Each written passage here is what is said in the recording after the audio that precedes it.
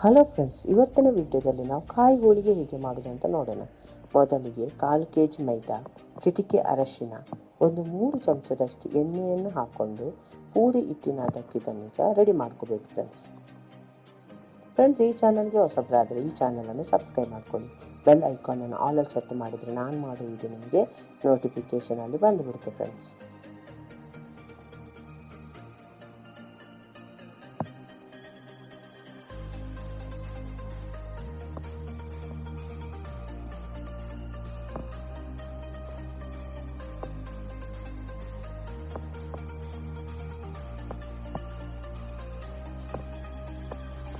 ಈ ರೀತಿ ಹಿಟ್ಟು ರೆಡಿ ಆದಮೇಲೆ ಈಗ ಸ್ವಲ್ಪ ಎಣ್ಣೆಯನ್ನು ಹಾಕ್ಕೊಂಡು ಮತ್ತು ಚೆನ್ನಾಗಿ ನಾದ್ಕೊತಿದ್ದೇನೆ ಫ್ರೆಂಡ್ಸ್. ಹೋಳಿಗೆಗೆ ಯಾವತ್ತು ಹಿಟ್ಟು ಎಷ್ಟು ನಾದ್ಕೊತೀವೋ ಅಷ್ಟು ಸಾಫ್ಟ್ ಆದ ಹೋಳಿಗೆ ರೆಡಿ ಆಗುತ್ತೆ ಫ್ರೆಂಡ್ಸ್.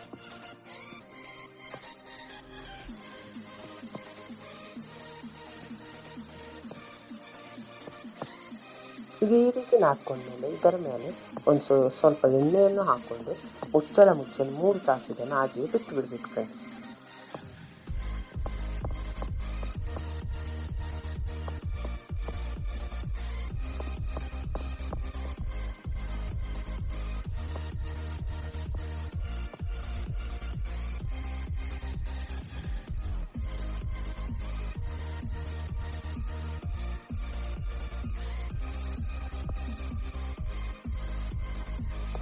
ಈಗ ಒಂದು ಬಾಣಲಿಗೆ 1/4 kg ಅಷ್ಟು ಬೆಲ್ಲ ತಗೊಂಡಿದ್ದೇನೆ ಫ್ರೆಂಡ್ಸ್.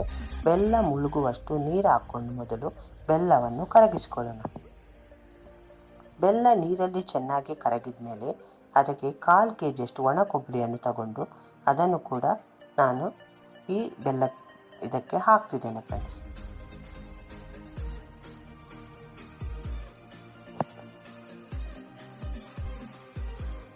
ಇದೇನು ಗಟ್ಟಿ ಪಾಕ ಬರೋದು ಬೇಡ ಫ್ರೆಂಡ್ಸ್.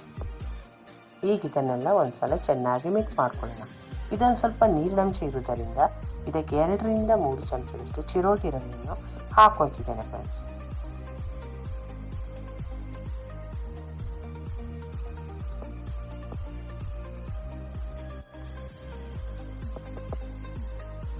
ಚಿರೋಟಿ ರವೆಯನ್ನು ಹಾಕೊಂಡ್ಮೇಲೆ ಅದರಲ್ಲಿರುವ ನೀರಿನಂಶ ಸ್ವಲ್ಪ ಕಡಿಮೆ ಅನಿಸ್ತಿದೆ ಫ್ರೆಂಡ್ಸ್.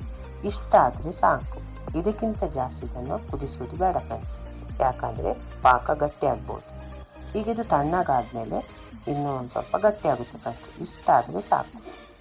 ಈಗ ನಾವು ರೆಡಿ ಮಾಡಿಟ್ಟಿರುವಂಥ ಹಿಟ್ಟನ್ನು ತೋರಿಸಿದ್ದೇನೆ ಫ್ರೆಂಡ್ಸ್. ಎಷ್ಟು ಸಾಫ್ಟಾಗಿ ಹಿಟ್ಟು ರೆಡಿಯಾಗಿದೆ ಅಂತ. ಬೆಣ್ಣೆ ಥರ ಹಿಟ್ಟು ರೆಡಿಯಾಗಿದೆ ಫ್ರೆಂಡ್ಸ್.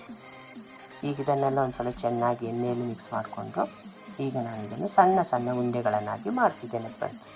ಇದನ್ನು ಲಟ್ಟಿಸೋದಕ್ಕೆ ನಾನು ಅಕ್ಕಿ ಚೀಲದ ಒಂದು ಹಾಳೆಯನ್ನು ರೆಡಿ ಮಾಡ್ಕೊಂಡಿದ್ದೇನೆ ಫ್ರೆಂಡ್ಸ್. ಯಾವಾಗಲೂ ಅದರಲ್ಲಿ ಹೋಳಿಗೆ ಮಾಡಿ ಆಮೇಲೆ ಅದನ್ನು ವಾಶ್ ಮಾಡಿ ಸಪ್ರೇಟಾಗಿ ಎತ್ತಿಡ್ತೇನೆ ಫ್ರೆಂಡ್ಸ್. ಅದು ಸ್ವಲ್ಪ ಹಾಳೆ ದಪ್ಪ ಇರುವುದರಿಂದ ನಾವು ಹೋಳಿಗೆ ಮಾಡಲು ತುಂಬ ಸುಲಭ ಅನ್ನಿಸ್ತೀವಿ ಫ್ರೆಂಡ್ಸ್.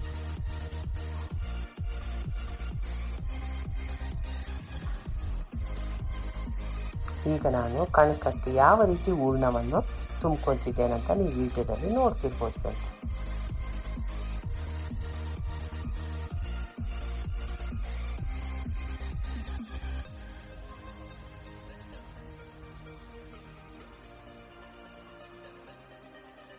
ಈ ರೀತಿ ಕಣಕಕ್ಕೆ ಹೂರ್ಣವನ್ನು ತುಂಬ್ಕೋಬೇಕು ಫ್ರೆಂಡ್ಸ್. ಈಗ ನಾನು ಈ ಪ್ಲಾಸ್ಟಿಕ್ ಪೇಪರ್ನಲ್ಲಿ ಸ್ವಲ್ಪ ಎಣ್ಣೆಯನ್ನು ಹಚ್ಕೊಂಡಿದ್ದೆ ಫ್ರೆಂಡ್ಸ್. ಈಗ ಇದನ್ನು ನಾನು ಲಟ್ಟಣಿಗೆಯಲ್ಲೇ ಲಟ್ಟಿಸ್ಕೊತೇನೆ ಫ್ರೆಂಡ್ಸ್. ಎಷ್ಟು ಈಸಿಯಾಗಿ ನಾನು ಲಟ್ಟಣಿಗೆಯಲ್ಲಿ ಲಟ್ಟಿಸ್ಕೊತಿದ್ದೇನೆ ಅಂತ ನೀವು ವಿಡಿಯೋದಲ್ಲಿ ನೋಡ್ತಿರ್ಬೋದು ಫ್ರೆಂಡ್ಸ್.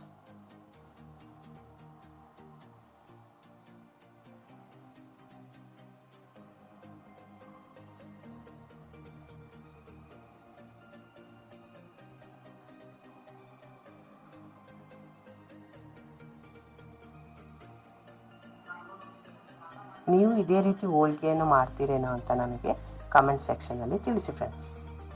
ನೀವು ಇದೇ ರೀತಿ ಒಂದು ಪ್ಲಾಸ್ಟಿಕ್ ಹಾಳೆಯನ್ನು ರೆಡಿ ಮಾಡ್ಕೊಳ್ಳಿ. ಈಗ ನಾನು ಹೋಳಿಗೆಯನ್ನು ಲಟ್ಟಣಿಗೆಯಲ್ಲೇ ತೆಗೆದು ಅದನ್ನೀಗ ಹೆಂಚಿನ ಮೇಲೆ ಹಾಕ್ತಿದ್ದೇನೆ ಫ್ರೆಂಡ್ಸ್.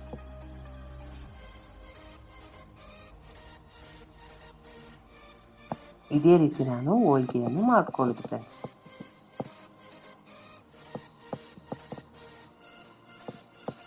ಒಂದು ಸಲ ಹೋಳಿಗೆಯನ್ನು ಮಾಡಲು ಕಲಿತ್ರೆ ಯಾರು ಬೇಕಾದರೂ ಸುಲಭವಾಗಿ ಮನೆಯಲ್ಲಿ ಹೋಳಿಗೆಯನ್ನು ಮಾಡ್ಕೋಬೋದು ಫ್ರೆಂಡ್ಸ್.